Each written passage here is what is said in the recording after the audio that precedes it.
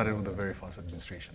60 years ago. And we've still not been able to get rid of it to this day. Right now, we're talking about taxation. We're talking about, the way the country is right now, the cost of living. And if you really look at it, I think, I can't remember the name very well, but I think it's called the Laffer theory, where it talks about taxation and the taxation regimes. And it talks about, it's actually a graph where you'll see that when you tax people at 100%, you're not going to have revenue coming in. Why? Because if you're going to tax me 100% of everything I'm earning, I'm not going to be having any way that I will want to work. I'll not want to work. I'll not have an incentive to work. Right. Actually, that's what I was looking for. And so you'll find that at 100% taxation, the revenue generation in the economy is at zero. And you will notice that as you reduce the tax, then you're getting a lot more revenue generation. But it gets to a place, and interestingly enough, is that again, when if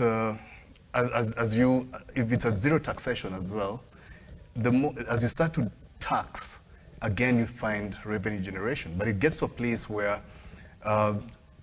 the taxation and the revenue generation kind of get to a point where they meet. Beyond that, now you're at a place where, like now the way that where we are as a country, where people are struggling. People, no matter how much you try and make, no matter how much money you try and make, you're not being able to see a return on it.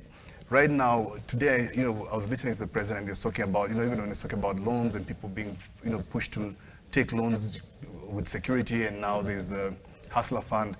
And I was thinking about it, and I was like, the reason why organizations, financial institutions are requesting and demanding for security right now is because of the default rates. Right. Too many people are defaulting. Why are they defaulting? Because you are possibly maybe working for a company.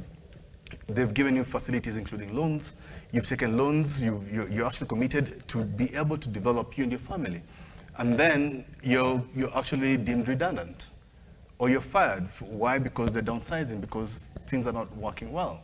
And all of a sudden, you've got all these millions that you're expected to pay because it goes to market rate, and you don't have any revenue coming in. Possibly you're not able to get another job. So you find that the country is struggling, and we continue being in a cycle. So essentially right now, where we are as a country, as we're talking about the cost of living, and we're talking about how do we generate more income, how do we make more money, how do we put more money into people's hands? For me, what I will say is that the answer is one, and it's a very simple one. Deal with the corruption. Because the amount of money we are losing because of corruption is more than enough to sustain this country. Yeah, the previous regime said